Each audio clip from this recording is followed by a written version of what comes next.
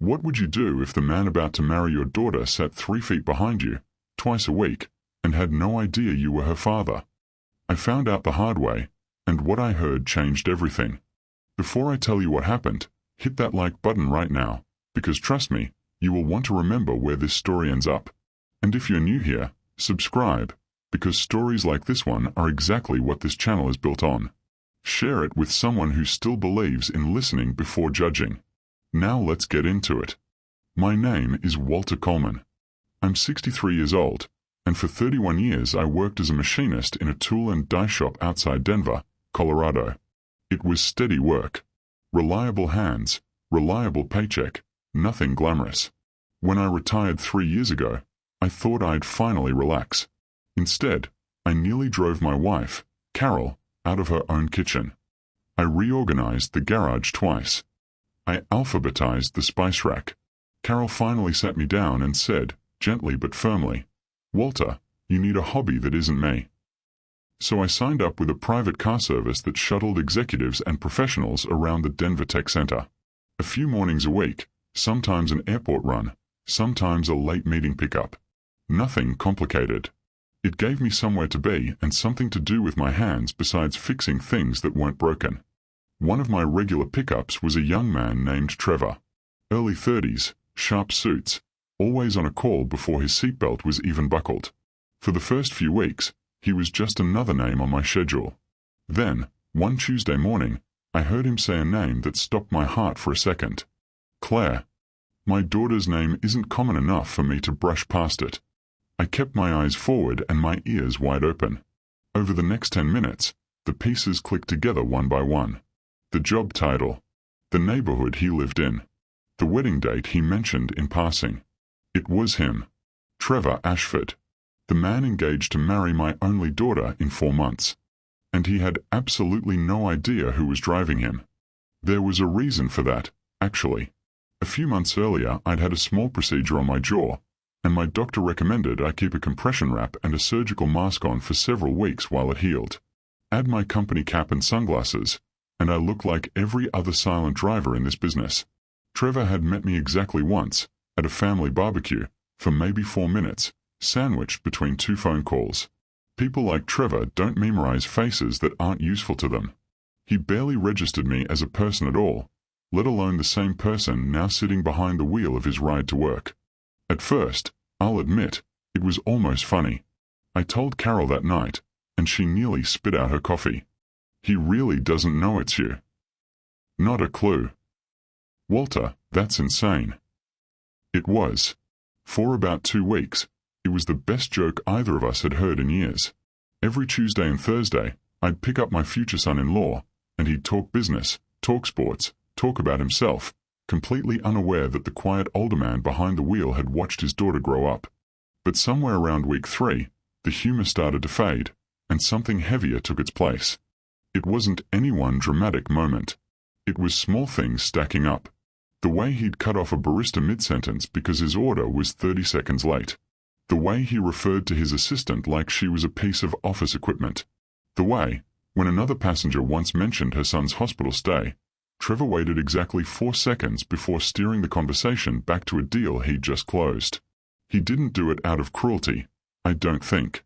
He did it because it genuinely never crossed his mind that anyone else's story mattered as much as his own.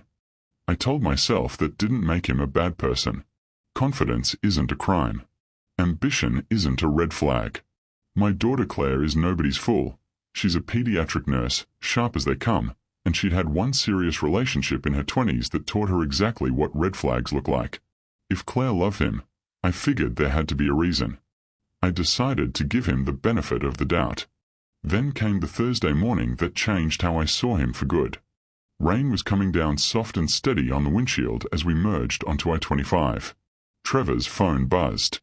He answered without even glancing at the screen. "Yeah, hold on," he said, laughing at something. Then his voice dropped into something more private, more confident. "No, listen, once the ring's on her finger, she stops needing so much of a say in things. That's just how it works." I kept my hands steady on the wheel and my eyes on the road, but every part of me had gone still. He kept talking, casual as ever, like he was discussing where to grab lunch. She's still tied to Denver right now. Friends, her job, her parents. But once we are settled, that stuff naturally falls away.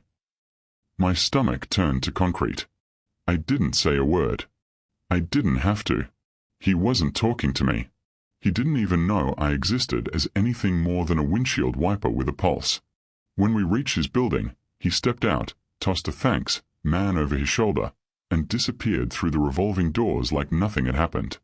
I sat in that parking loop for almost 2 full minutes before I trusted myself to drive again. Because here's the thing that hit me hardest. He never said, "We decided." He never said, "Our plan."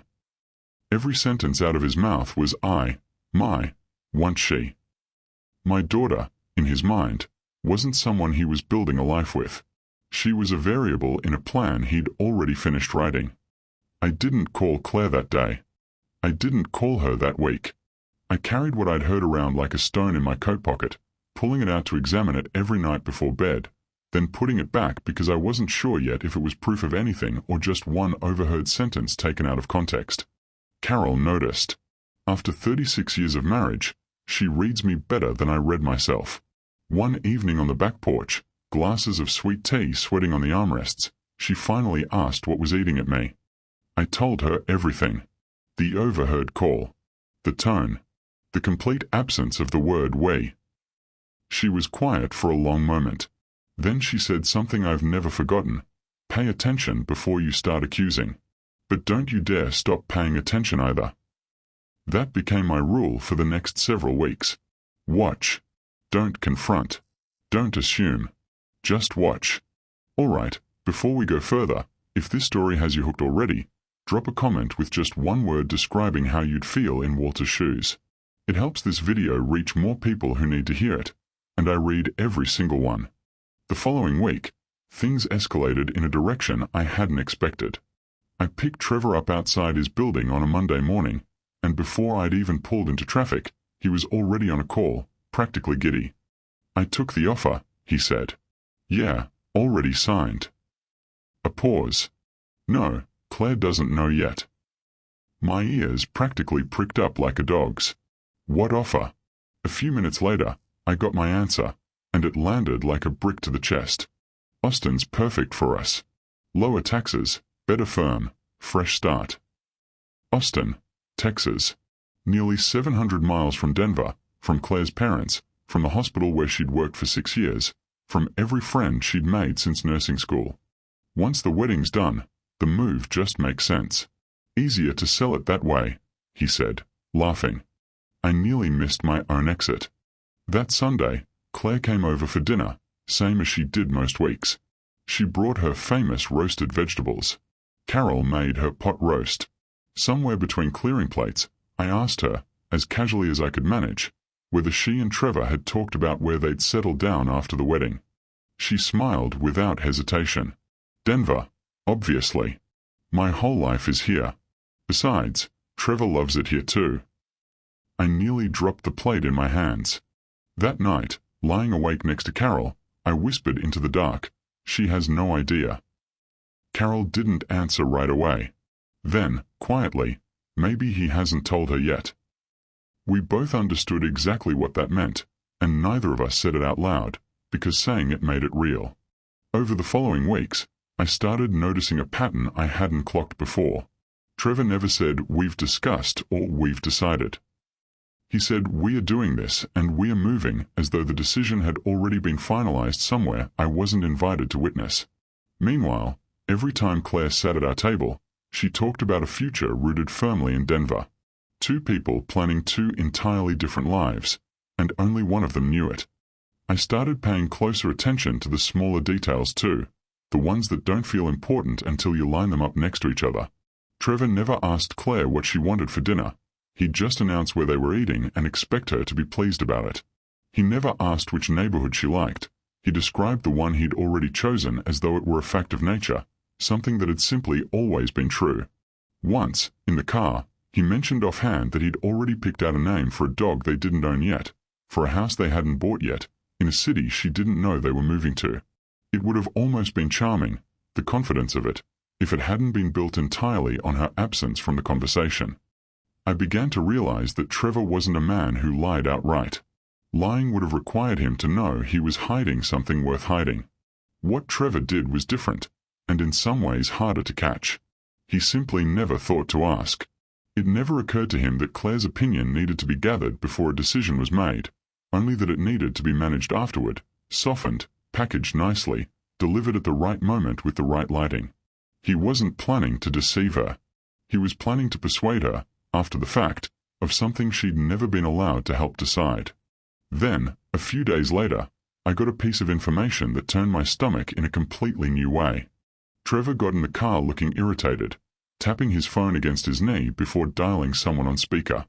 "Did legal finish the agreement?" he asked. A pause.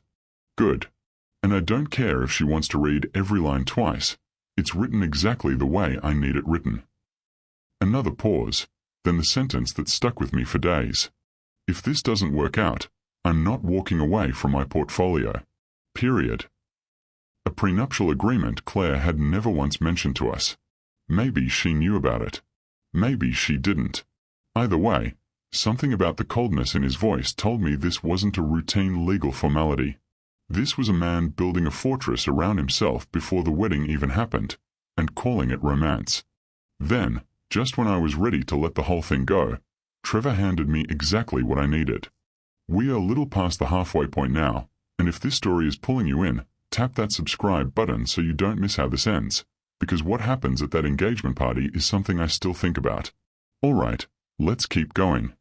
It was a Thursday afternoon, and Trevor climbed into the car looking like a kid who'd just won a raffle. Before we'd even left the curb, he was on the phone, laughing. Everything's booked. The venue, the caterer, all of it. A pause. No, she still has no idea. My pulse picked up immediately. Within 30 seconds, I understood exactly what he meant. He'd reserved the entire ballroom at Cedar Ridge Country Club for their upcoming engagement celebration. Nearly 120 guests, family, co-workers, everyone who mattered in their lives.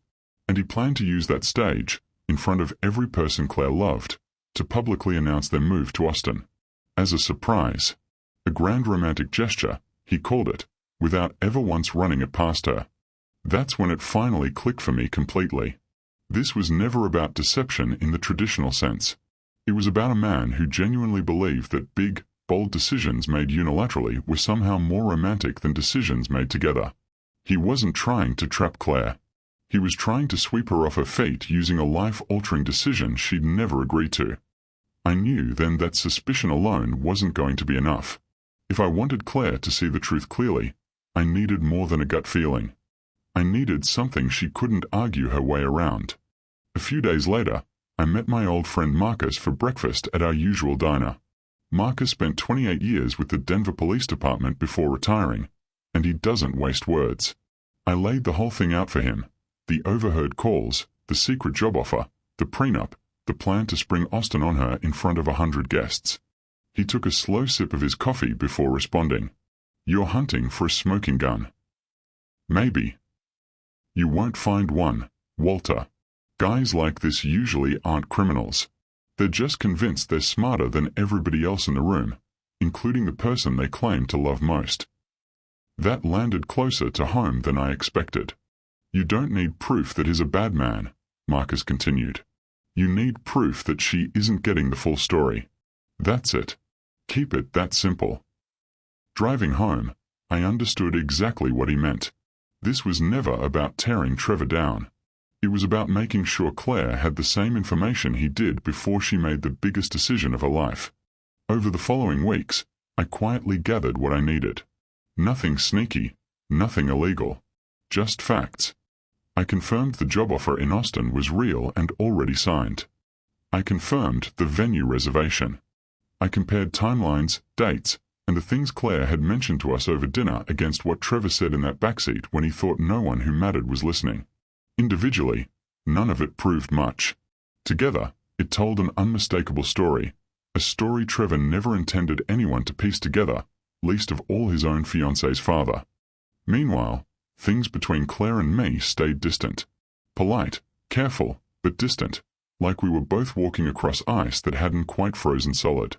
That distance hurt more than almost anything else in this entire ordeal. One night, Carol found me sitting alone in the garage, not fixing anything, just sitting. She leaned against the workbench and asked if I missed Claire. I told her I did, more than I could say. She put a hand on my shoulder and said, "Whatever you decide to do next, do it for her. Not because you're angry at him." She was right to say it, because I was angry. Not just at Trevor, but at myself, for not seeing any of this sooner, for letting the distance between Claire and me grow this wide before I'd even said a word to her directly. The morning before the engagement party, Trevor climbed into the car carrying a garment bag, practically vibrating with nervous excitement. "Big day tomorrow," he said. "That's what I hear." He grinned at me in the rearview mirror, the closest thing to real eye contact he'd given me in 6 months. Biggest day of my life. My fiancé has no idea what's coming. Neither did he. When we reached his building, he paused before stepping out, looked at me, really looked, for maybe the first time all year, and said, "Thanks, Walter." Hearing my own name in his mouth felt strange, almost jarring. I simply nodded. "You're welcome." He straightened his jacket and walked inside, completely unaware that the next evening, everything he'd built in secret was about to collapse in front of the people he most wanted to impress. We're getting close to the part everyone's been waiting for, so if you've made it this far, do me a favor and hit that share button. Send this to someone who needs a reminder that the truth always finds its way to the surface eventually. Now, let's finish this story. The engagement party took place on a warm Saturday evening at Cedar Ridge Country Club. String lights wrapped around the patio, a small band played near the entrance, and white tablecloths caught the golden light of a Colorado sunset. It was, by every visible measure, a beautiful evening. Claire looked radiant when we arrived. She hugged us both tightly at the door, and for one brief moment, she was 7 years old again, running toward me after school, completely certain her father could fix anything. I almost lost my nerve right there. Almost. But I couldn't protect her from a truth by hiding it. Not anymore. The evening unfolded normally at first. Guests mingled, servers passed appetizers, laughter rippled across the patio. Trevor worked the room like a man born for it, shaking hands, cracking jokes, occasionally glancing toward the small stage set up near the dance floor, waiting for his moment. Around 8 o'clock, the band quieted, and Trevor stepped up onto the small platform holding a champagne glass. The crowd applauded. Claire stood beside him, smiling, completely unaware of what was coming. He thanked everyone for being there. He talked about commitment, about building something real, about taking bold steps toward the future. People nodded along, charmed, as they always were by him. Then he arrived at the part he'd clearly been rehearsing for weeks. "I believe life rewards the people brave enough to leap," he said, smiling at Claire. "So tonight, I wanted to give you all something to remember." Claire laughed softly. "What did you do?" He turned to the crowd, beaming. "Claire and I are thrilled to start our next chapter together, in Austin, Texas." Applause broke out immediately, for about 3 seconds. Then it faded, because Claire wasn't clapping. She wasn't smiling anymore either. She stood completely still, her expression sliding from confusion into something colder. "What are you talking about?" she asked. The microphone caught every word. Trevor's smile flickered. "The move, honey." "What move?" A ripple of uncomfortable glances spread through the crowd. Trevor tried again, quieter now. "The new position. At the firm." Claire's voice stayed level, but something in it had gone razor-sharp. "What position?" Silence swallowed the entire patio. That was my moment. I stood up slowly. No shouting, no scene, just a 63-year-old father rising from his chair beside the dessert table. Trevor's eyes found mine across the room, and for the first time, real recognition crept in. Not immediately. Slowly, like a puzzle piece finally clicking into place. "Walter," he said, his voice barely above a whisper. I nodded. "That's right." His face drained of color. A few guests whispered to each other, confused. Claire turned to look at me, then back at Trevor, utterly lost. I kept my voice calm and steady, speaking only to her. "Claire, before this goes any further, I think there are a few things you deserve to know." Nobody interrupted, not even Trevor.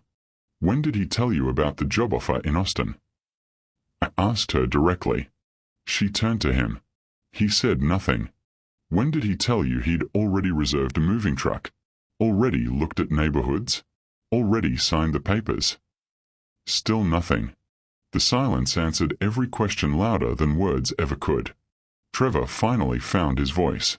"Walter, this isn't the place." "Isn't it?" I said quietly.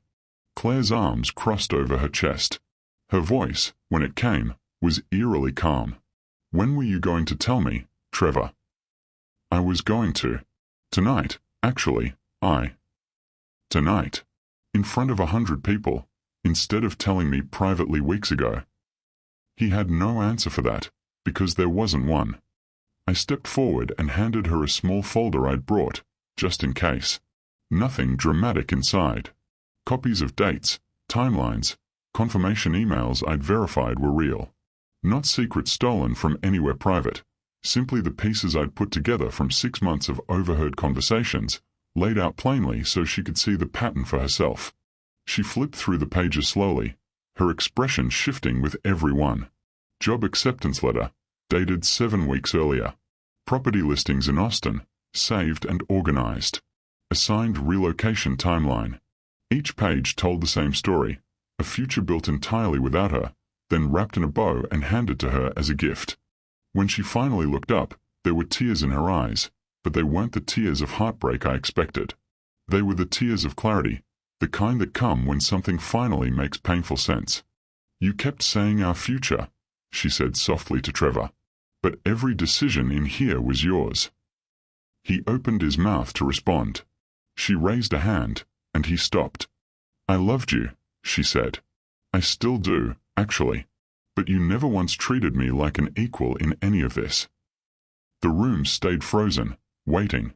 Slowly, Claire slid the ring from her finger and placed it gently into Trevor's palm. No shouting, no dramatic scene, just quiet, undeniable finality. He walked out 10 minutes later, alone, carrying nothing but the weight of choices he'd made entirely by himself. The weeks that followed weren't easy for anyone. Claire was hurt, embarrassed, and for a while, some of that pain landed squarely on me, which I understood completely. Trust takes time to rebuild, especially between a father and daughter who'd spent months circling each other carefully instead of talking honestly. But slowly, things began to heal. Claire threw herself into a pediatric nursing certification she'd been putting off for years, the one she used to mention and then quietly set aside whenever wedding planning took over the conversation. She found a small apartment near the hospital, entirely her own, decorated exactly how she wanted, with no one else's plans layered underneath hers. She painted the kitchen a yellow Trevor would have hated, hung art he would have called too busy for a hallway, and told me once, laughing, that she'd never felt more at home anywhere in her life. Carol and I help her move boxes on a hot Saturday in late summer, and somewhere around the 4th trip up the stairs, Claire stopped in the doorway, looked around at the half-unpacked chaos of her own life, and said quietly, "This is the first place that's only mine." I didn't say much back. I just nodded, because some moments don't need commentary, only witnesses. And little by little, the warmth between us returned. One Sunday evening, months later, she came over for dinner, just like old times. As we washed dishes together afterward, she bumped my shoulder and said, "You know, you were incredibly annoying about all of this." I laughed. "Only annoying?" "Extremely annoying," she said, smiling. Then, quieter, "But thank you, Dad." That was more than enough. It was everything, actually. Looking back on that whole strange year, I've come to understand something I wish I'd known decades earlier. Protecting the people you love doesn't mean making decisions for them, and it doesn't mean staying silent to keep the peace either. Sometimes it simply means showing someone the truth, as gently and honestly as you can, and then trusting them to choose their own path forward. I never set out to be a spy in my own daughter's love story. I just happened to be sitting in the front seat when the truth finally revealed itself. And when it did, I understood that silence, however comfortable, would have cost far more than the difficult conversation ever did. If you've ever faced a moment where telling the truth threatened to break a relationship, you already know exactly how heavy that choice feels. But more often than not, it's worth carrying anyway. If this story moved you even a little, make sure you're subscribed, leave a comment telling me what you would have done in my seat, and share this with someone who needs to hear that the truth, even the uncomfortable kind, is always worth telling in the end. Thanks for watching, and I'll see you in the next one.